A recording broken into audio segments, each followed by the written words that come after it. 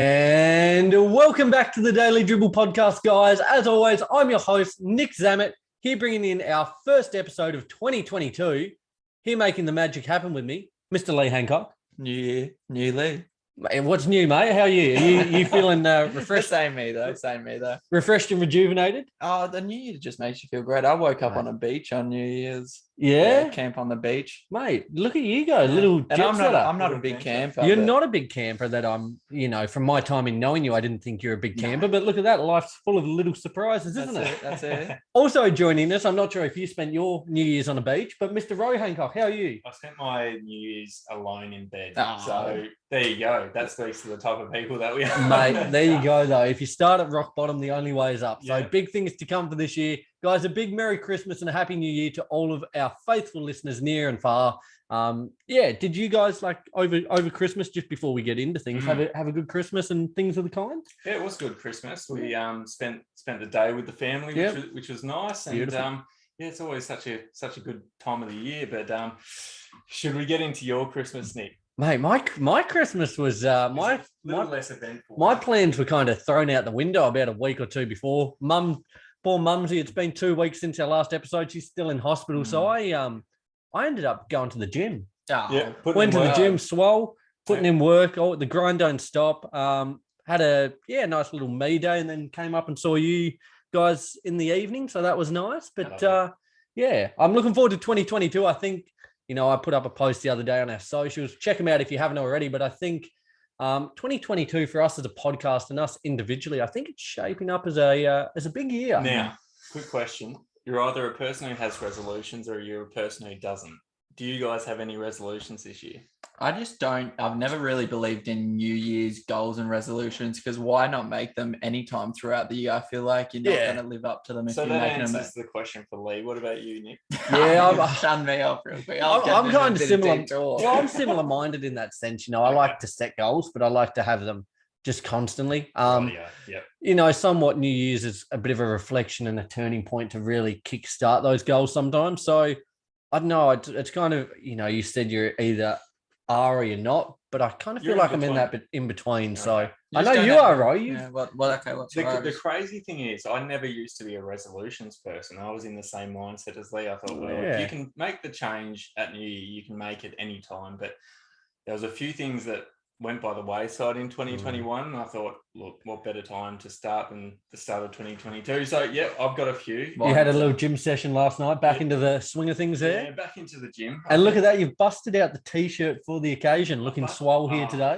We were speaking about it before the pod, Nick. We busted out the wrong colour T-shirts for a hot day doing a pod. But absolutely. The sweat... you know what the thing is? Just quickly, digressing slightly, New Year's, same us, these wild tangents we go on. But the thing is, you wear one of these shirts and you start overthinking the sweating, and that makes you sweat even more. Like you don't have anything, no sweat patches, no nothing. But as soon as you start overthinking it, all goes downhill very, very quickly. I know that was a staple mark for me throughout school. Like not a sweaty person, but then I'd, in the T-shirt or whatever, I'd get real nervous for some reason. Safe to say that the arms will be well and truly down here for the most. I'm the only one that can go like this. Mate, you got the black T-shirt, you are set. Guys, again, as we said, same us, we are on wild tangents. We left the year with our mailbag episode, which I speak on behalf of all of us. I think it was one of our most enjoyable episodes we had. For sure. Check out all of our socials, Instagram, Facebook, YouTube, Twitter, TikTok. The TikTok is back, fit and firing. We had a few little videos there from our mailbag episode featuring the Elephant Lane, featuring Santa being smacked over the head with a sledgehammer. It was a wild episode. So you would have never known that this podcast was a basketball podcast in last week's episode. We're carrying that energy over for this year and for this episode in particular, guys. So let's get into it. A big episode. What we're going to do today, the All-Star Game, Cleveland, the 75th anniversary of the league, will be being celebrated this year. So we thought no better time than to, kind of put forth our starters for each conference and talk about a few of the players we think might be reserves. So a lot to look forward to there. Looking forward to hearing if we went, in a couple of different routes or whatever else. I know I love when we have different contrasting opinions. It certainly, a couple of debates increases the tension in the room somewhat. So we'll do that. We'll recap a couple of quick odds and ends and then get into the week that was from the NBA at the end. So guys, without further ado, I think I've crossed all the housekeeping. Be sure to subscribe wherever you listen to the show, all the socials. We love it. We've gone through 5 minutes and we haven't even touched on basketball. Honestly, for any new listeners, you wouldn't believe it's a basketball podcast. But let's get into it. Let's talk some basketball. Lee, do you want to kick us off with some odds and ends to begin with? I will. And it's unfortunate news because he was having a really standout, fantastic season. But Ricky Rubio has unfortunately gone down with a left knee ACL tear. Yeah. And like I said, he's been a great player throughout his career, but he was really picking up, and I felt like he found his place at the Cavs. No better time to mention. So he went down against the Pelicans in the fourth quarter the other day. In that game, he had 27 points, 13 rebounds, and 9 assists. Yeah. That just kind of illustrates the kind of season he's having, kind of being that second guard behind Darius Garland. Yep. He was really starting to hit his stride, and it's a bit of blow to the Cavs, a bit of blow to him, especially going into free agency this year. The way he was going, he was set for a nice little payday. But I guess for the Cavs, they've kind of already reset. They now have acquired Rajon Rondo from the Lakers. Is it official now? It is official. Yeah. I think as of this morning. So Denzel Valentine will go back to the Lakers, expected to be waived there to free up a roster spot. But the Cavs acquire Rondo. So how do we feel about that? I mean, he's literally their only point guard right now. Like, I think Garland's got health and safety protocols. Sexton out for the year, and then Rubio out for the year. So I reckon we might see a bit of old Rondo show up. Old Rondo, you reckon? Triple-double every night. Rondo only shows up when it's a national TV game or the playoffs, though. So I don't know how many national TV games the Cavs have. Oh, look, they've been better this year. They've been really good. But no one could have really envisaged just how much they've improved. Yeah. But I, for one, really love the move for Rondo. He probably wasn't getting the minutes and the opportunity that he needed at the Lakers. Yeah. Whereas at the Cavs, he'll have the opportunity to take the reins and will help nurture some of those younger players on that team. I think with his, for as much as we love him and we hate him, like he is an incredible player. He's had an incredible career throughout the league, and he provides a lot of wisdom and knowledge and just wherewithal from the game to impart on those younger, I guess, bodies. Yeah, just the IQ through the roof, isn't it, for Rondo? But I guess on a positive note for the Cavs, just quickly, they have agreed on an extension with head coach JB Bickerstaff. It'll see him through for the 2026-2027 season. So very well-deserved there. They've put their faith in him, and, it's certainly well-deserved. He's really kind of, there's no better evidence than Kevin Love. As a player we were talking about yesterday, Roy, a player who last year there was huge, not even rumblings, there was huge just animosity with the team, the franchise. There was just pure hatred kind of almost being displayed from him. And the way he's turned it around, what was it? We had 37 off the bench, was it yesterday? 11, 37 and 11. He has been balling out in that kind of sixth man role and has really turned around his fortunes. And it's I think a lot of that comes back to the kind of culture they're building, and a lot to, I guess, a testament to what Bickerstaff's doing there. I think I saw something yesterday, I believe, that per 36 minutes, Kevin Love's averaging about 25 or 26 points per 36 minutes. So absurd. It's crazy because we thought K-Love's best days were well and truly behind him.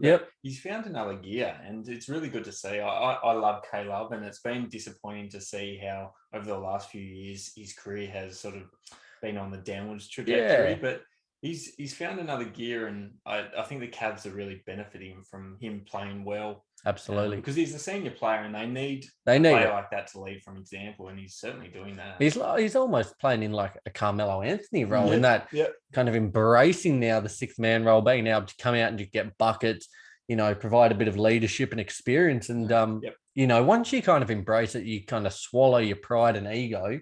It is hard when you are such a quality player. Like Carmelo is one of the top talents of all time. But, once you swallow that pride, he's really...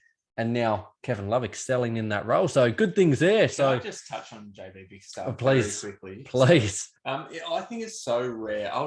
Even though I've been really impressed with what he's doing with the Cavs, it's so rare, despite how well you're going as a coach in this day and age, to be offered a contract extension of that. Yeah, that's why I was a bit surprised. Because coaches are... The turnover of coaches in the NBA is through the roof. It's extremely high. And despite him doing really well with this team, he's going to be there for what, another 4 or 5 years? Yep. That's and it's always the players. We spoke about this again a couple of weeks ago. Players go first. Players should I say coaches? Coaches always go first. Coaches are the first name. They can only do so much. It's the players on court that actually make, put these things into action. But it's always the coaches that go first. So it just speaks to how highly he's regarded. Absolutely. They must think he's going to be leading them to their next championship or deep playoff run. Yeah, that's what I was going to say. Have they found their core that they're going to make this run with? I think they do have a core for the future. You look at Allen and the way Mobley's come onto the scene has just been phenomenal. Very good pickup. Okoro, Garland. Time will tell whether Sexton's a part of that marketing. No, I don't think so. I think Sexton's on the way out. I think so, especially given what we've seen from Garland. They could get some nice pieces around the edges. This is what I think. I think Okoro, he's a really solid role player, and I love that as part of the core. Darius Garland, he'll be up there in most improved. He's probably I don't know. Is he the star of the franchise, or is it Mobley? Well, I was about to say, I reckon Mobley's going to be Rookie of the Year. How many good positive signs have come out so far this year for the Cleveland Cavaliers? It's fun, isn't it? It's fun seeing these like a smaller franchise team, a team that hasn't really been relevant since LeBron left. Yeah. Back in the mix, back fit and firing and putting in good hard performances every night. And the other one you were mentioning, Jared Allen, he's going to be up there in most improved as well. We knew he would improve, taking more responsibility and basically taking ownership of the big man stocks at Cleveland Cavaliers. And far out, they've got so much to look forward to, the Cleveland Cavaliers, for a franchise who, without LeBron James, many thought would be, in disarray, really, for a long time. They've turned it around, and it's really good to see. Someone who has been in disarray for a long time, and it's shown this week. Ben Simmons, he's finally surpassed $10 million in fines from the 76ers. But did you see he's engaged now? I don't care. As of this week. I don't care what happened. I missed that. He's engaged. He's engaged to his fiance. But if you're in the mindset to get engaged and have a wedding, how are you not engaged to do your job of basketball? Because he's engaged on his relationship, getting engaged. I honestly thought you meant he was engaged with the team in terms of getting back to playing. No, absolutely not. He's if you like it, then you should have put a ring on it. He's but 10 million. 10 million, surpassed 10 million in fines. Here you go. Quick question on the spot. You get $10 million check today. First thing you're buying. What are you doing? Probably house. Paying off the mortgage, buying another house, buying stocks, giving some to the family. There's just so much you could do with it, and he's just let it go down the drain. Yeah. But, I'm buying an island. You're buying an island? Yeah. 10 mil though? Yeah, around Tassie. There's some real cheap little islands off the northwest coast there. A couple of little bits of land. My own island, put my own flag on it, and there you go. Now, Happy we've days. had problems in the past with certain people, we won't name them, owning their own island and the activities they get up to on their islands. Have we? Oh, come on, Nick. Use your thinking, bro. Jeffrey Epstein. Sorry. Sorry, mate. Well away from that. What activities are you doing on your island? On my island, you can host the biggest party you like, because when I first get it, I've got no property, nothing that people can damage. Yes. You can go full Project X mode and not be afraid of all your possessions getting ruined. So, no, I don't mind. You guys are invited, so it's happy days. Good stuff. Beautiful. In other news, guys, wow, we are on fire today. Isaiah Thomas, now his contract wasn't renewed with the Lakers, so that was, as a Lakers fan, I was a little disappointed. He had, I think, his first game, he came out and played well. He kind of was hit and miss after that, but I think he's still, especially the way players are going down, I think he's worth contract. And the Dallas Mavericks thought so as well. So they've offered him a further 10-day contract with the franchise, yet after his first game has gone into the health and safety protocols, which is unfortunate. Just his luck. It is. When, what is it? Bad things come in threes. His bad things have just come one after another, after another, after another. He's got to be one of the unluckiest players of all time. But again, just kind of reiterating what we said the other week, truly hopes he can find, a significant role within the league because he's still a quality player. Well, he would have been quite handy for the Mavs at the moment because is Lucas still out? Lucas still out. Yeah, so he would have been getting plenty of opportunity and plenty of minutes to prove himself. Yeah, it's just such an unfortunate luck for IT, but I'm sure he'll continue to get a few 10-day contracts, even if the Dallas Mavs don't. Okay, I'm gonna put the hammer down here on IT. Sorry, Come on. Sorry, on. IT. But he played good that first game. He got 19 points. He didn't prove himself from there on end, and that's a fact. So, but how many games did he play? He got a 10-day contract. He played like 5 or 6 still. He played like 5 or 6 games. In a 10-day span? Yeah. If he doesn't prove himself with the Mavs, if they give him another 10-day, are we going to stop? Well, he's not. He's only got a 10-day contract with him. If they give him another, okay. Yeah. Are we going to stop? Not feeling sorry for him because we know he's a good player, but to an extent, everyone's a bit empathetic to him. Is that going to stop if he can't prove himself? No, I think he needs a year contract. Like he needs to have a little bit of stability, If he's kind of under this impression he's got a 10-day contract, he needs to come out and just shoot every shot possible to try and put up points and show his worth. He needs to have a little bit of stability, I think, a little bit of certainty that he's getting his paycheck, that he's got a spot within a roster. And I don't think people actually realise when you're out of the game for that long, it takes a fair while to actually reacclimatise to how quickly the game's played. It's at another level, and it's at the highest level in the world. And I know he's played for years on end in the past at that level, but when you've been out of it for a while, it's always going to take time to readjust. So I think you can't dismiss what he's done. Was it 2016? He showed, he's had a horrid run of injuries, but he showed what he's capable of, like in the top couple of MVP voting. So I would still take a chance on him. Okay. Would you take a chance on Lance Stephenson, who's gone to the Pacers on a 10-day contract? Wow, how's that for a coming a full circle moment? Yeah. I would. Yeah. I think so. I think Lance is great. I thought he was great in China. He's been awesome in the G League with the Denver Nuggets affiliate team there. Yeah. Why not? Hey, all these other players, Joe Johnson's back in the league for God's sake. So this is like the perfect opportunity to just take a chance at some of these older veterans that have been out of the game for a while and see what they are still capable of. Well, now's the time, isn't it? I think I saw somewhere throughout the week that Richard Jefferson got a call. I don't know how legitimate that was, but I reckon it's not legit. I reckon a few of these older guys who have been out of the league a few years might be getting a tap on the shoulder saying, absolutely, we're in dire straits at the moment. We need a bit of help. At the rate players are dropping out, I reckon we're up for a next man up mentality. So there you go. Another player who's also out, Paul George. Now he's struggled a little bit with this. It's a torn ligament in his right elbow. He sat out for a week or two, about a month or two ago, but he's now on the sidelines. It was a week ago this news came out that he'd be out for 3 to 4 weeks before he was once again reevaluated. So we're looking from the time it was released, another 3 weeks, and that's until he's reevaluated. That's not saying he's coming back, but just to see what the next steps are. So a big blow for the Clippers and himself. They got a great clutch win over the Nets earlier today, but you're missing Kawhi, you're missing Paul George.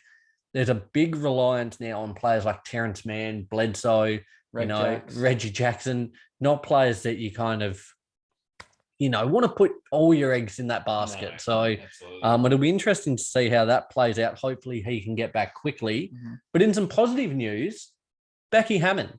Yes. Now, it's not a head coaching job within the NBA, but she's set to become the head coach of the Las Vegas Aces and therefore become the highest paid coach within the WNBA. So a fantastic opportunity for her, and as well elevating the WNBA, having such a high profile coach to come in with probably one of the most high profile franchises just elevates the standards again. Well, just having an NBA quality coach in the WNBA will do so much for that competition. But as soon as I heard that she was signing with the Las Vegas Aces, the first thing my mind went to was, okay, I thought she was next in line for Pop's job when he hangs them up because it's not going to be too far away.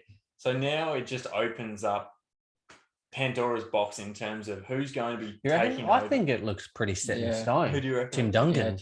Like even, was it last season when he was away, they had him filling in as opposed to her for games? Yeah.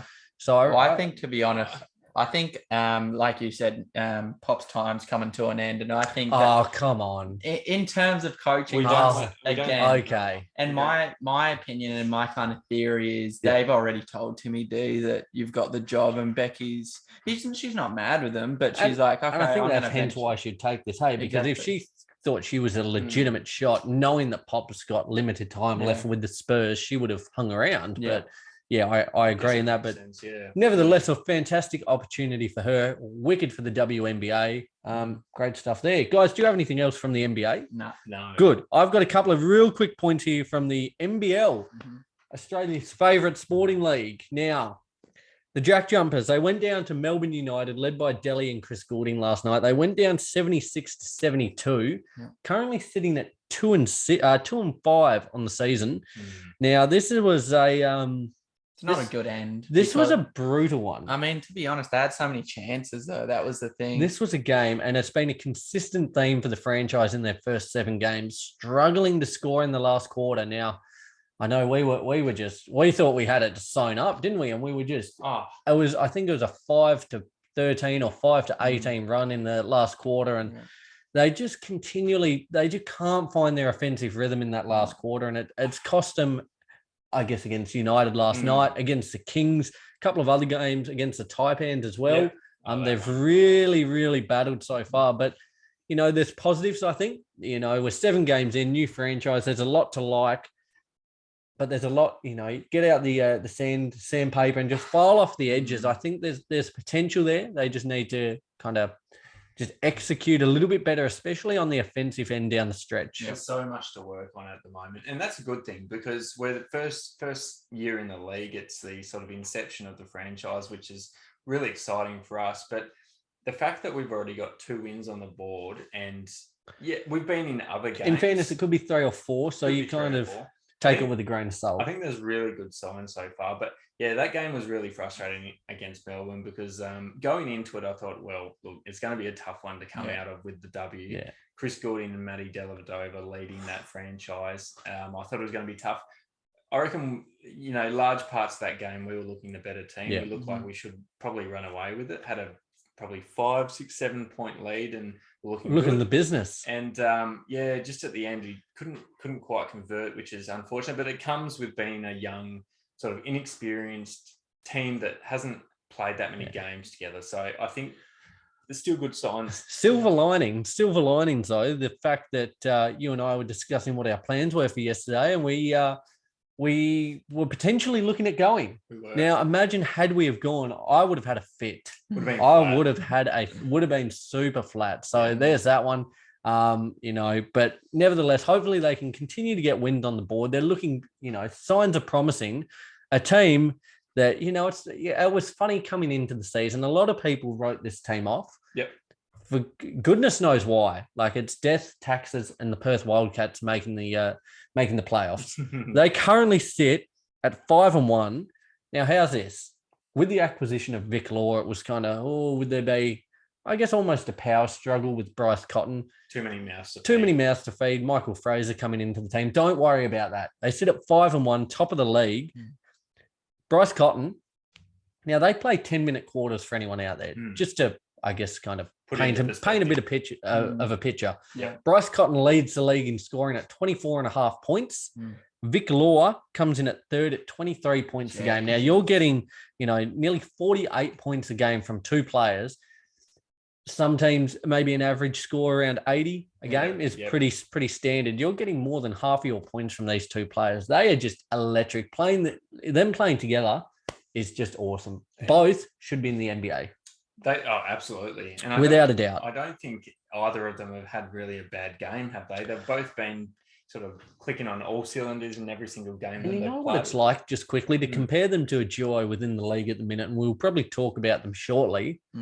It's like Zach LaVine and DeMar DeRozan. Sure. Now, there seems to be that, they're both star players. They both kind of need the ball, but they're both happy to also give the ball up, happy to let one another, when the other player's on, do their thing. So it's, it's awesome to see. And I just don't know for the life of me why people doubted Perth. No, they're on. They're going to be there at the pointy end of the year. Like, I think it's an absolute given. I think it's the last, 20 seasons they've made the playoffs? They've got the longest, I think in Australian sport, like across any code, they've got the longest current run of making the playoffs. They're phenomenal. They're a dynasty. They're like the Spurs. Yeah, you were going to say that, weren't you? So awesome stuff there. I love it. NBL is heating up. The NBA is heating up. All-Star game is quickly approaching now, guys. It's I put it on our post the other week. It's February 16th, I believe. Okay. Don't quote me on that, but it's around that mark. What we're going to do, we're going to give our starters. We're going to talk about some players we think will make reserves. We love it. We're big boys here. Big boys who are going to the gym again, once again, Roy. Mate, you're a 5-day-a-weeker. Look at the biceps coming through. You wouldn't know it at the minute. I'm on holidays, so that's gone out the window until I resume at work next week. Shout out again to our major sponsors at Intersport. There was just absolute chaos there on Christmas Eve. I was also... Have we mentioned this? No. So time to break the news. The show goes on. I was set to leave, but due to certain circumstances, different, just a multitude of things going on, I'm staying put for the minute. I'm leaving. I'm not. I said this. I was going to go the full mic drop, Jordan Belfort, the whole. I'm not leaving, and then really ramp it up, but. There's a lot the explicit sign on. Lee did it for us. Thanks, Lee. We may as well just run with it now. Oh, it's a quote. It is. But there's a lot of people. I'll be going back. A lot of people don't know yet. So I'm looking forward to walking through the doors and, mouths drop. So, there you go. I'm staying.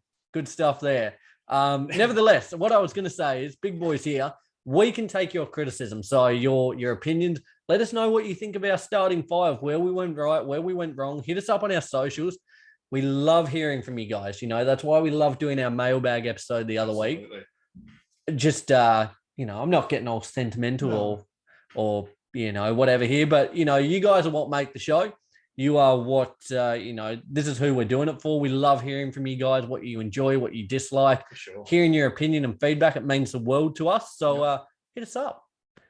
Let's do it. You want to kick us off? Oh, okay. Do you want to go to the West? Oh, geez, reverse order. Okay. Okay. So what I've done here now, it's we can maybe I'll do mine. You can have a bit of a chat about it where I mucked up. How about we do front court, back court?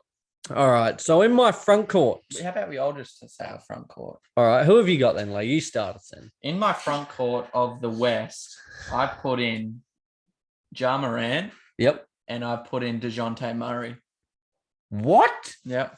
I'm high. I'm very high. You're taking the piss there, though. How? You've not got Curry in it. To be honest, and I was trying so hard before the podcast to clarify, is this my personal starting five? But you're taking the piss there, aren't you? No, this is who I want to see in this. This is who I want to see in this. It's not your starting five. It's my NBA All-Star. I'm not just going to put Curry. But you don't want to see Curry, probably the MVP, the greatest shooter of all time, in your starting. Of course I do, but why didn't you do it? Because it's mine, and Tension, we love it. Ja Morant and a personal favourite of mine, DeJounte Murray. To be honest, I love the DeJounte thing. I was speaking to Nick, I think, before the podcast about DeJounte Murray, and he's well and truly in contention. And I reckon, I don't doubt that, because we did speak about it yesterday, and I said, I had him in my team initially, and then I'll give mine now. I had Steph Curry and Ja Morant, but I had Murray initially and then swapped him for Morant. Yep. Okay. But so he was in there, but I'm rattled. Curry. I love Steph, but this is mine. I love that though, because we can't all have the same team. Well, who have you got then, big fella? Yeah. So look, I had Steph, of course. You know what? Originally I had Ja Morant, but I'm changing that to DeJounte Murray. Yeah. I love what he's done this year, and he's actually one of my favorite players in terms of just like being an underdog and being underrated and overlooked. And he's been incredible. He's done everything for that San Antonio Spurs franchise. Points, rebounds, assists. He's probably having a career best year. Steals. Begs the question, and we spoke about this probably a month or two ago. I would love to see what he could do or what he does do on another franchise. Yeah. Like, what? You don't think he could do as much as he can, which is true because he's the star of that franchise. But I think he could be that valuable. Do you think on any team within the league, he's a superstar player? Like, would you, in the Spurs, you'd say they're superstar player, but is he a superstar within the league? I think so. If he's given the reins of a guard, the main guard, I don't think if he was put with, say, James Harden, he would do as much. I think if he has that guard opportunity to kind of nurture the point guard, seeing that he's shooting guard, I think he could do it. You say I have him in that tier below. I think he's a star. I think he's got superstar potential. He's well on his way, but I don't think he's there yet. Not superstar, but he's deserving of an all-star spot. Well, I reckon he's only been in the league a few years. What's he, 27? Is he? Yeah, he's a bit older. He's pretty old. Maybe he's just because they speak when they say the Spurs young call with Lonnie Walker, White. Yeah, they put him in it, but he's not as young. Yeah, look, he's having a great year, and I think if he doesn't become an all-star. What is he, Lee? He's 25. Oh, is he? Yeah, he's a youngish fella. Now we've put forward our guards. So we all had those three players. We all had Curry, Morant, and Murray in there. So Steph is getting in, and that's without question. I really hope that Ja gets in as a starter. Do we think he will, though? Look, do you know what? It'd be so exciting. I originally had him as my starter in my notes, but I want to see DeJounte Murray in there. Yeah, me too. But do you think Morant will be within the mix? I think Ja's going to get picked over Murray just for the sense of excitement. People want excitement, and for the fan vote, they're going to pick Ja. Yeah. For probably the players and media and wherever the voting goes, they see the highlights. They see like against the Lakers the other day having a 40-point game, carrying them to a victory. Yeah. You know, I think it'll be hard. I think he's up there. But this is the other thing, though. Like, I saw throughout the week, what kind of career would Tim Duncan had? Like, he's one of the best all time, probably arguably the best power forward. But if he wasn't playing for the San Antonio Spurs, would have he been able to fill up the stat sheet a bit more? Would have he been able to do a bit more? I wonder the same thing with DeJounte Murray, because I reckon Popovich is very much a coach who play the fundamentals, do everything, do things for the team as opposed to stuffing up the stat sheet. So true with players exactly like Tony Parker and probably more so Manu Ginobili. In that sense of who could have been so much more, but were happy to accept that backseat, that team role. You know, sacrifice their stats, sacrifice accolades for that bigger purpose, I guess. I think Murray will be in there. I think he'll be on the bench, but I wouldn't be surprised if he's a starter. So I think great picks there, lads. Let's go to our backcourt. I might start us here. Go ahead. Now, I've gone, it might be slightly controversial going two bigs, but I've gone Jokic. Yep. I've gone LeBron James, who has just been on arguably, you said yesterday, I quoted it, maybe one of the greatest stretches of his career in terms of output. And I feel like you're leading up to something here, Nick. My third one now, to guy I think I've got to give it to him just for purely the output and the way the franchise is going. I've gone Rudy Gobert. Okay, good one. So there's my three in the backcourt. Mine is pretty similar. I've gone LeBron James. Happy birthday, by the way, 37 a couple of days ago. Yeah, we will hear this. Yep. I've got the Yoke, so I've got Nikola Jokic, and I've gone Jonas Valanciunas this year. What? Yeah. Whoa. So what's he averaging? He's averaging a lot. He'd have to be like a 20 and 12 type player this year, wouldn't he? Like he's averaging a lot of rebounds. I'll show you. Hold up. He's averaging this season. Yeah. We're getting there. Here we go. Sort her out. He's averaging 18 and 12 with one block a game as well. I've just been very high on Jonas this year, though. I'll tell you what, for a team that has been god awful this year in the Pelicans, he's stood out. Yeah.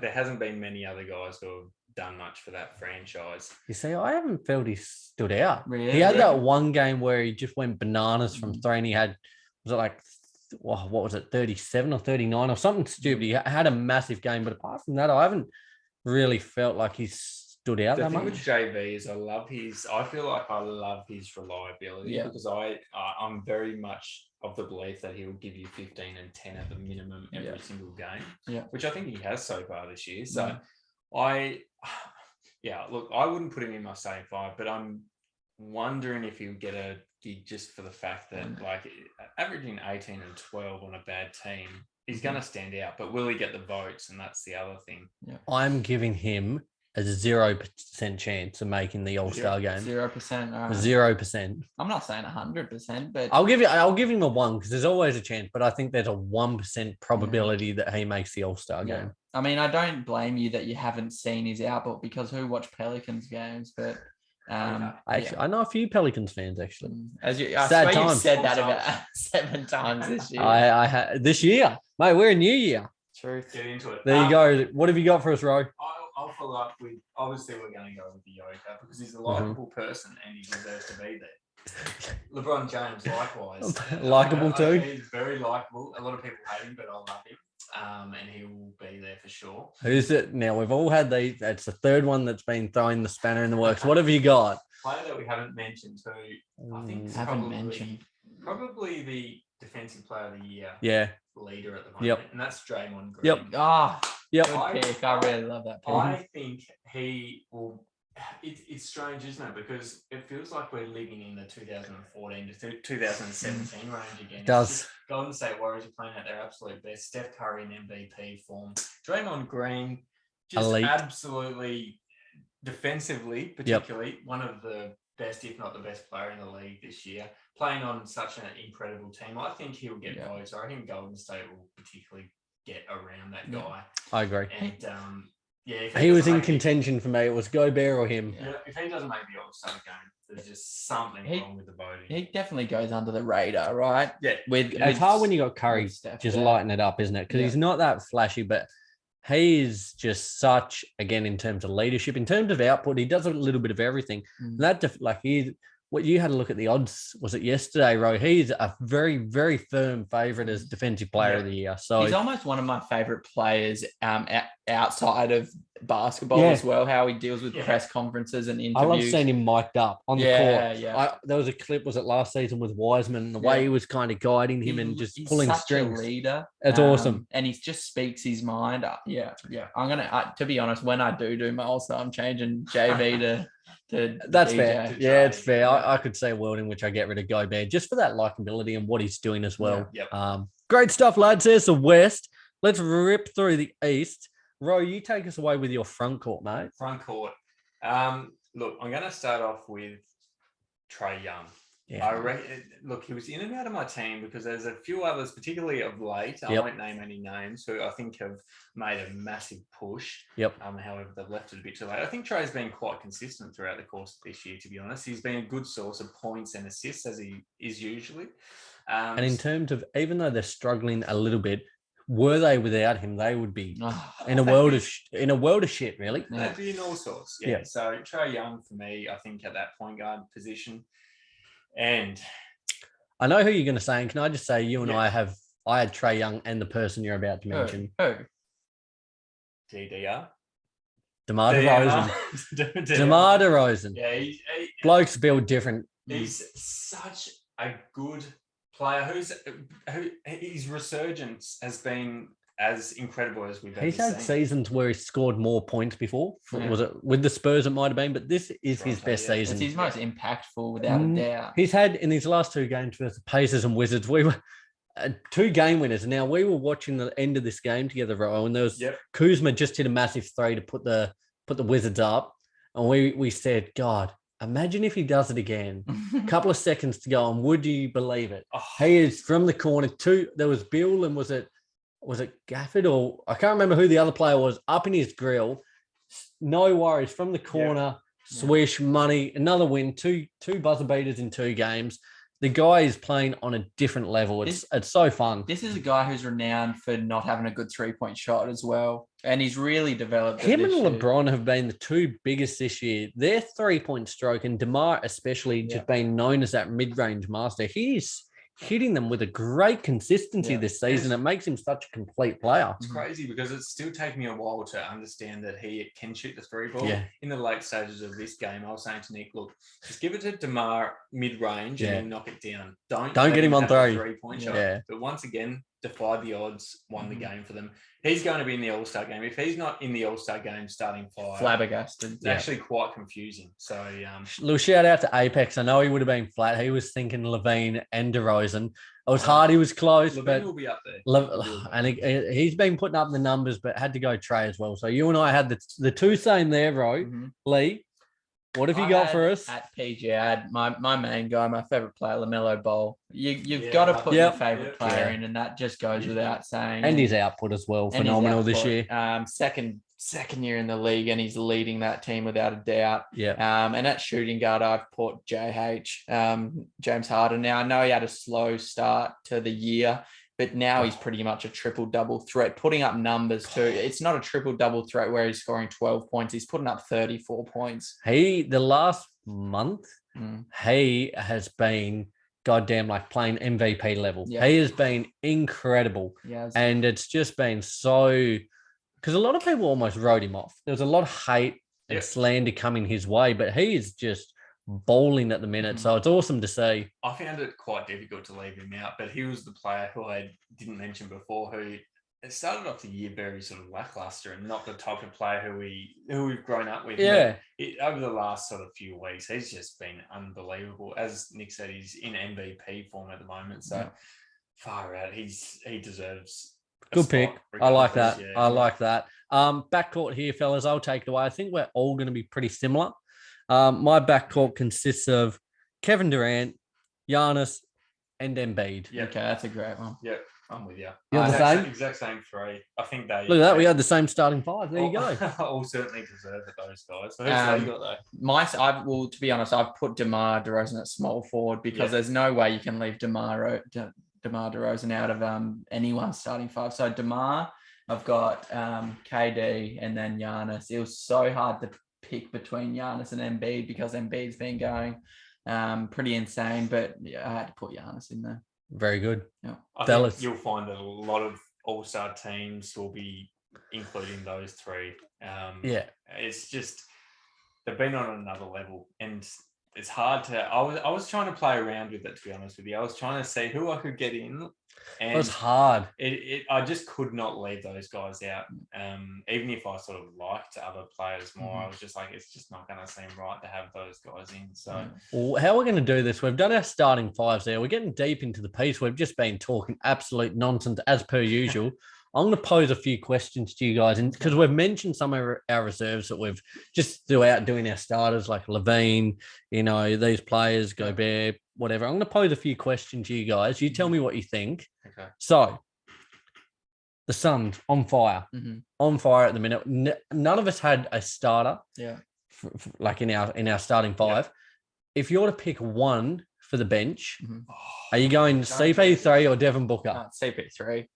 Because to be honest, Devin Booker's been all right this year, but he hasn't been the Devin Booker we're used to, at least the one I'm used to. And CP3 getting a bit older.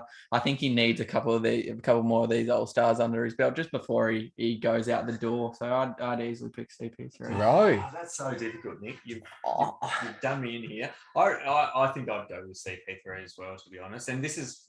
I don't know if this is who I think will get in. I actually think both of them will get in. I was about to say that as the next point. But I think CP3 doing what he's doing at the age he's doing, he's still providing at a high level. Yep. And he's helping the Suns to an amazing record at the moment. So I think he would be my pick out of the two. And you? Yeah, I hate this question. I asked it hoping you guys wouldn't throw it to me. I think I would have to say Chris Paul as well. Devin Booker's had a rough run. He's been like the injury replacement, is it the last 2 years? Yeah. Especially as of late, he's been excellent. Really, really starting to, I guess, assert himself in that scoring role. But I think Chris Paul might get it. Hard though, hard pick. I've got a question. Please. Will it be surprising if Dame Lillard doesn't make it this season? I was just about to ask that. You see, here's the thing. I reckon he gets it on the legacy vote, almost that people, just given his career, what he's done, he's a top 75 player of all time. I think he gets kind of that vote just out of what he's done. Yeah. It's not always what you've done this season. So I think he will What's the legacy vote? I Kidding. can't remember. It's not a specific thing. No. Like it's not, but I think like people, like a Chris Paul or a Dame, people who have been in the league long, like really paid their dues. Yeah, likable players who are a quality player. Like they get given a vote just for that fact. Yeah, I'm in the exact same boat as you. I think, does he deserve to be in the All-Star game this year? No, he doesn't. Yeah. But I think he will. I think people will get behind him. I love Dame regardless of how he's performing. I love watching him play, and I think he'll be in the mix again. Yeah. Does Fred VanVleet make it? I think this is someone I had on my reserves. I don't know if he'll make it, but God, he deserves it. He really deserves it. Like I said, he's really stood out as that leader this year. He's putting up points. He's putting up numbers. I think he deserves a spot. Do I think he'll make it? I actually think he will, because I think Canada will get behind him. True. And I think there's a lot of votes to go around in Canada. They love Fred VanVleet. He's like the heart and soul of that franchise, really, at the moment. Do I personally want him to get in? Look, it'd be trying to squeeze him in because there's a fair few names to get in there. But why not? He's another underdog. Why not? He's another underdog. Jack him in. I think has performed really well this year, so I wouldn't be surprised if he was in there. Okay. You weren't expecting the return. I was hoping not. I think he will creep. I think he'll creep in just, and partly I think due to that fact as well, the Canada getting plenty of votes. I think he's been hit and miss. Like he's had a couple of real poor games, but he's also been that kind of stabilizing force on the team. Yeah. So I think he might just scrape. He might be the injury replacement. There you go. Yeah, well, that's the thing. That's the thing with especially this year's All-Star game. I think a couple of these names like Fred VanVleet, maybe Devin Booker if he misses out, there's going to be a lot of people in protocols, or at least a couple. So this is when these players will step up. Okay, you can pick one player to go into the game. Based on like what you've seen, you're like, this is stupid for you, but Bradley Beal or Jason Tatum? Who do you think deserves a spot more this season? No word of a lie. I had Jason Tatum in my reserves. Yep. Didn't have Bradley Beal in my reserves. Okay. So that answers my question. Boston hat on or off, I still feel Jason Tatum has performed better. They have had very similar seasons, to be honest. And again, both hit and miss. Bit hit and miss. I'd say I'm just gonna flip the switch and go Brad Beal. Just because he's my boy from. You don't get to say that. You've switched, mate. You've switched. You don't get to say that. Brad Beal's here at heart. It's like saying something about your ex. It's like saying, look, I still have feelings. Ex wasn't bad back in the day. No. Could we go back there one day? Could our paths cross again? Not the Wizards. Lee's still got the fire in the heart. But, absolutely. I would say Beal as well. And I think a large fact, like I know there's a lot of it comes to recency bias. People just think of what has happened recently. Yeah. But you look at how well the Wizards were doing initially. They were leading the East. Phenomenal start, firing on all cylinders. Health and safety protocols kind of put them in a bit of a tailspin, as with many teams. But I think, what he was doing, I would give him the pick. Whereas the Celtics and Tatum, he's had a few good games, but he's also had some absolute shockers. So... it's a real hard one because I think you could almost flip a coin. Yeah. But I would err just on the side of Bill there. I've got another question off the dome. Would it surprise you if any of because God, it's been a good year for rookies. Would it surprise you if any of them made the All-Star game? Saying Scotty Barnes, Franz Wagner. I reckon Mobley makes it on the bench. You reckon? Mobley's the only guy who I think who's within a shot. I don't think he'll. And I think Garland makes the bench as well. GG. Yeah. I was almost looking at him as a starter over Trey Young. Jeez. So, he's been high on him. He has been awesome this year. I think he's wicked. Is he most improved, at least top three? I reckon he's up there. Yep. But I think the only other rookie who's going to make it is Mobley. I don't think Scotty Barnes gets it. I don't think Wagner gets it. Joshy Giddey's stiff. In the West. Right. I think he'd. I reckon he's taking that. I don't know. I don't know what you mean in the West because the East was so much harder for me this year. I think they've got more talent in the East now. More individual talent. Yeah. But you look at those players who we didn't mention in the West: Donovan Mitchell, Devin Booker, Dame, Luka. Yeah. There's players who are going to get votes based on their history as well. Why? No one said Luka. Wow. Because he's been, you see, so I was about to say Giddy could be a chance, but I don't think so. No. But I think Mobley's the only one who legitimately has a genuine chance of making it. Just quickly, how good's he going to be he's in awesome. the next few years? Awesome. He's so good. Did you see Kuz dap him up the other day when he hit that sort of under the rim sort of layup? It was sort of like an acrobat layup, and Kuz just chucked the hand out and he said, look, that was fair play. That was pretty fair good. play, young fella. And he just plays, like we've said before, plays at his own speed. Like he plays to his tempo. Yeah. It's awesome. It's awesome to see. And it was a long time coming, but he's made it and he's killing it. It's wicked. But Mobley. Yeah. For you, Lee? Probably Mobley, but I'd love to see Scotty Barnes in there just because I'm really high on him as well. Don't get me wrong, Scotty Barnes throughout the course of his career will have plenty of All-Star games based off what we've seen so far. Yeah. Particularly Canada, same thing with Van Vliet. Canada will get around him if he stays with the Toronto Raptors. He's such a likable player, and he's performed straight from the get-go. So he'll have his fair share of All-Star games. I love his frame. I think that's what I like the most about him is his body frame. It's so versatile, and he can do so much with it. Yeah. You like his curves? I don't know where your mind's gone, Nick. I like his frame. Mate, I'm just here asking questions. Oh, dear. Excellent, fellas. Well, the most controversial question of the night came right at the very end. Here's the last question. Question. Who is the biggest name player who you think will be snubbed? Biggest name player who will be snubbed. On the spot. On the spot. It wouldn't surprise me if D-Book got snubbed again. Oh, that would be so sick. It would be sick. You want to go? I'll go. Screw you. I'll go. A player who made it last year, who won't make it this year, Julius Randle. Yeah, I mean, he doesn't deserve to, though. Exactly, but I think he'll be, a bit of a fall from grace for him and the Knicks. I don't think he'll be making it. I don't think he'll make it either. Even though I said out of Bradley Beal and Jason Tatum, who do I think will be in? I said Jason Tatum. He's still on the very, very edge. I reckon there's a chance that Jace Tatum doesn't make it this year. Or Jaylen Brown doesn't make it either. He won't. Okay. Jimmy Butler's making it, right? Yeah. Okay, but Kyle Lowry isn't. No. Okay.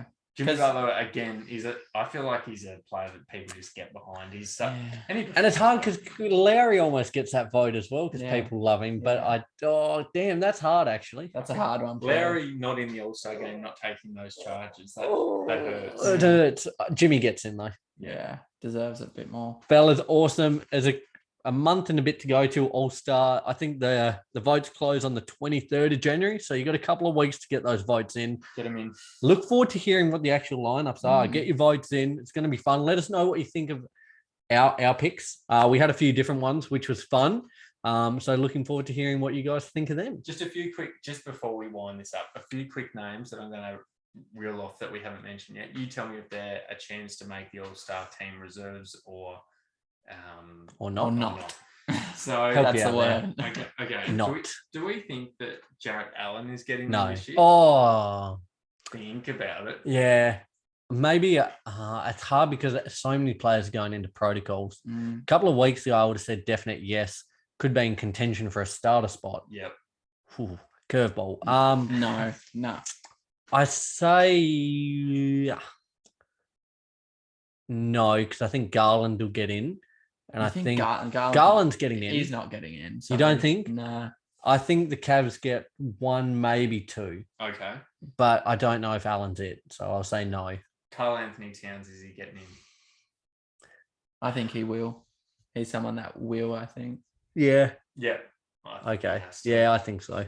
Lastly, Donovan Mitchell. He's in. Yes. Right? Yeah. Yep. Absolutely. He's in. It was nearly in contention for starter spot. Yep. Over Jar.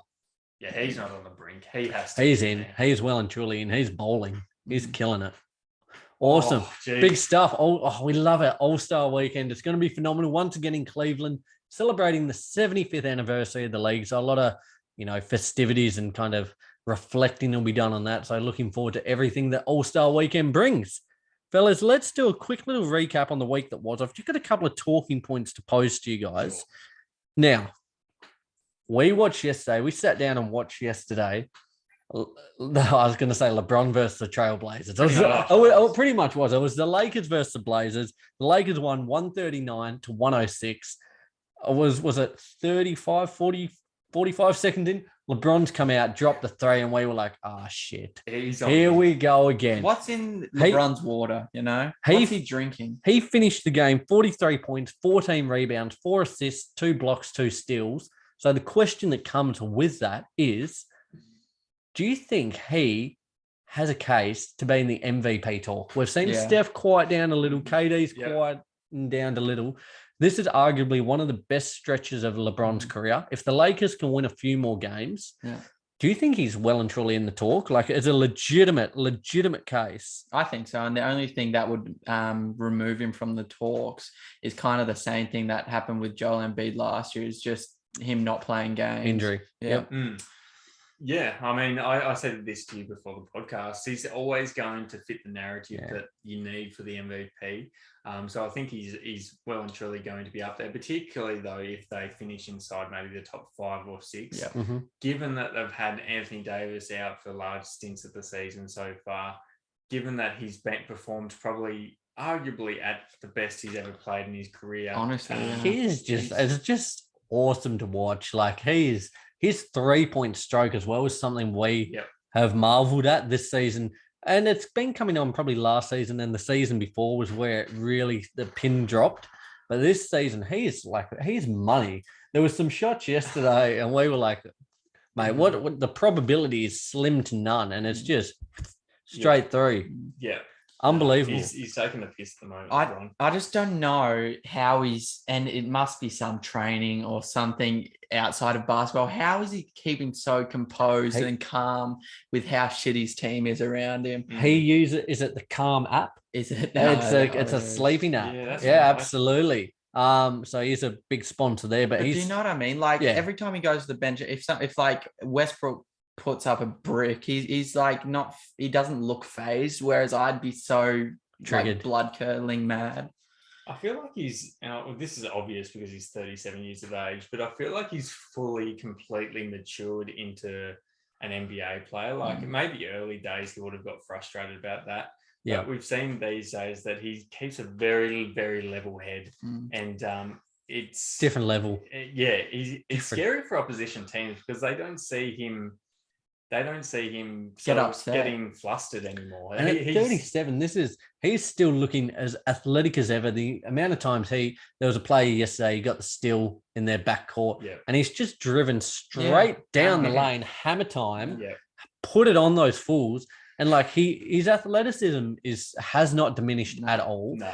But he's developed now. His body's not taking as much contact because he's developed that outside stroke. He doesn't have to drive in every time and take contact. He's got the ability to hit it down from anywhere now. The crazy thing about LeBron is he's adjusted his game to suit today's NBA. Yep. Maybe back in the day, he was very much a sort of drive to the rim, take contact. And one. Even the mid-range shot. These days, he's adjusting to more of an outside game. Can still do all the other stuff, don't get me wrong. But he's got that in his repertoire now as well. It's unbelievable. That's awesome. Guys, pose it to you as well. The Bulls today, they're currently on a 7-game win streak. They knocked off the Wizards in an absolute thriller. As we mentioned, DeMar DeRozan with his 2nd consecutive buzzer beater. Another massive performance from Levine, DeRozan himself, Kobe White, Vooch, all showed up. They currently sit atop of the East. So now, we've mentioned it a few times, but do we have to, are we, or are people, or are we, anyone as a whole, are we legitimately buying into the Bulls as a title contender? Do you think we should be? Very early days, I was hesitant about saying yes. I knew the inclusions that had made their way to the team, and I knew how they'd improved the team. I think seeing DeMar DeRozan playing at the level that he's playing at has almost swayed me to the fact that, yes, they are legitimate contenders now. He is like a top-end talent, like to the point where he was at the Toronto Raptors. And it's worked a lot better than we thought, with those mouths to feed. That was a worry initially, wasn't it? It was the worry that Levine, DeMar DeRozan, Vooch coming in, Lonzo Ball. You forget Lonzo's not back in the team yet. Caruso's been out. They've got Pat Williams out. Like they are making do with kind of DeRozan, Levine, Vooch, and some fringe players. Let's put it this way. At the start of the year when we had our predictions episode, I think I said, they'd no doubt improve, but they're probably going to be around 6 or thereabouts. I had them up there, I think. Yeah, I think you did. And credit to you. I reckon. Cool, Nick. Cool. It's cool. I reckon they're in for a top 4 berth. Yeah. They've got to be. Yeah. They've got to be. I'd say they're legitimate contenders as well, and I've been pretty high on them since the season started. Well, could they finish 1 then? Do you think they could finish the season as the top seed? Yes, granted, and I know they'll do it closer to the playoffs, or I'd hope, but I think they need to just strengthen up their bench a little bit more. You just question who they have on the bench right now, and who have they got on the bench? So you look like at Derek Jones Jr. But when they got their when you get Lonzo back, you get Pat Williams back, you got Caruso, you've got Kobe White, you've got a player who's been playing a little bit more lately, Don Sumu, is that his name? Yeah. They're getting like kind of reps into these players that weren't as well regarded, which is handy in their case. Like I think they're going to have enough.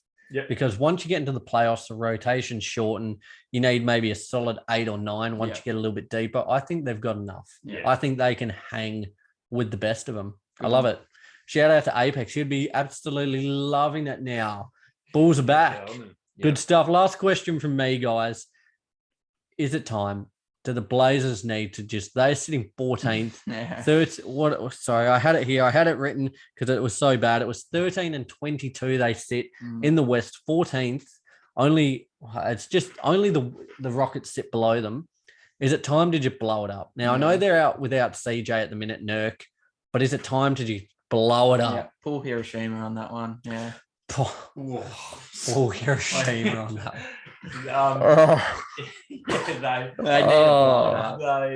Pull Hiroshima on that one. I've not heard that before in regards to blowing something up. That's fair play from you. Don't know whether to laugh or kind of bash you for it, but that's quite. It's years and years overdue, in my opinion. I think they've got a Hiroshima. To be honest with you. Like it's just sounds horrible to say. At the time Lee said it, I thought, geez, that's. But it's fair in that regard, isn't it? To absolutely destroy it because it's they're in no man's land at the moment. Dame, CJ, or both? Get rid of C. Oh God! Actually, I'm just get rid of Dame now. I just get everyone. I want to see Dame go to another team. I just want to see Dame in a new franchise. There's only so long you can kind of bash your head against the wall before you knock yourself out. Yeah. We saw the other day that Dame seems to be visibly getting fed up with some of these players that he's playing with. He knows he's playing with a bunch of. What do you reckon? Give the keys to Ben McLemore? Oh, God. He started so hot. He was red hot. Like he was like a goddamn furnace yesterday against the Lakers. He was just bowling in that first half and then cooled off a little bit. But I think if something's going to happen and it's going to happen soon at the rate they're going, when they were, kind of just they weren't going down, but they were just going stagnant. I was like, okay, I don't know what's going to happen.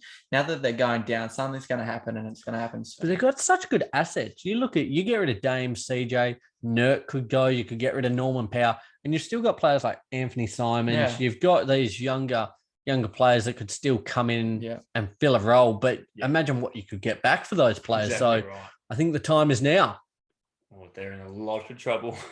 Fellas, the NBA is it is ramping up now. We're nearly halfway through the season. So we're going to be doing maybe next week, maybe the week after. It might be next week. Yep.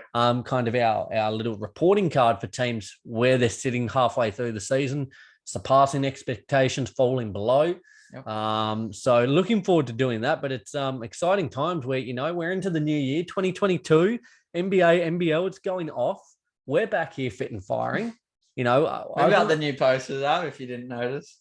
I was a little bit nervous today. I can count the times on one hand, how many times we have a week off during the year. It's not many. We're pretty consistent here, the boys. But, once you have a week off, you get a little bit nervous. You kind of forget how to set things up, how to talk. So it's been good to be back, hasn't it? I mean, I stuffed up my voice. Yep. We had a few bloopers, don't we? We had a couple of bloopers there at the start, but we got there in the end, didn't we? We did. Quick one for you guys then.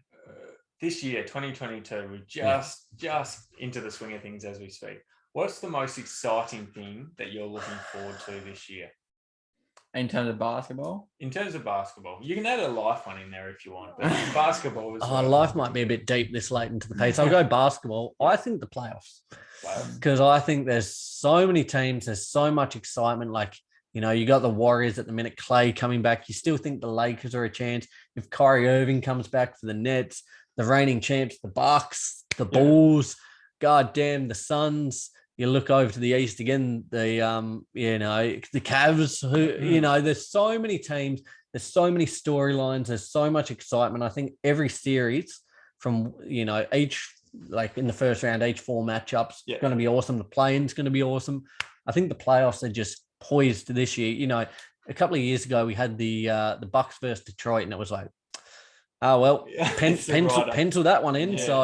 But I think this year there's the excitement. There could be some upsets. It could go any which way. So I'm really, really looking forward to it. Yeah. Me personally, I'm most looking forward to seeing how the storyline of Ja Morant keeps panning out, because he's been excellent this year. They're sitting 4th, and that's purely crazy. Not purely, but he's leading that team without a doubt. It's not purely because they were bowling without him, which was crazy. They were. Desmond Bain. But let's see how far he can bring them towards the playoffs, because they're going to the playoffs in my opinion. I'm still not sold on them. They're going to the playoffs, but I'm not sold on them. I'm not sold on them making, even the conference finals, but they're going to the playoffs.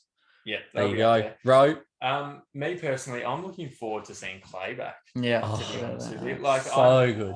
It's been one of those things that we thought we might see him back on Christmas Day. We thought we might see him back just a bit before New Year. Yep. The more it progresses without seeing him, the more the intensity and anticipation grows. Builds. And we're nearly reaching a crescendo now, should I say? We are. I haven't seen one of these superstars of the game, one of the best shooters to ever play in a few years, and he'll be back very, very soon. So I'm very keen to see what he can do and just what kind of impact he makes on the Warriors, particularly given how well they're going already. Like I saw something from Steve Kerr the other day. Sorry, just butting in slightly. That once he comes back, he's starting. They're not having reduced minutes. They're not benching. They're not doing anything. He is back. He is 100%. They're playing him as a normal side, which is awesome. Which is an NBA fan is just let's go. You don't want to see him playing 10 minutes on his return. Like get him out there.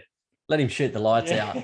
A lot to look forward to this year, fellas. As we said, for both us personally and the podcast, basketball as a whole, 2022 is going to be our biggest and best year yet. A lot to look forward to. So, guys, be sure to stay up to date with all of our socials, Facebook, YouTube, Twitter, Instagram, TikTok. Subscribe wherever you listen to the show. Drop a like, comment on YouTube. Do all that good stuff. Continue to support us because we do have big things in the work. And we're looking forward to crushing the game. Yeah, it's been good being back. That week felt like a long week. It was a long week, wasn't it? It was a very long week. But we are back. We will be here once again next week with another massive episode. Anything else you guys want to say before we wrap up our return episode, our first episode for 2022? No, not much. Going to be a big year. Happy New Year. Let's get on. Likewise, Happy New Year to everyone out there. And big things in store this year. Looking guys, forward to it. If you're still on holidays, enjoy it. Enjoy the new year. We can't wait to hit you up again next week. Till then, love you. Bye.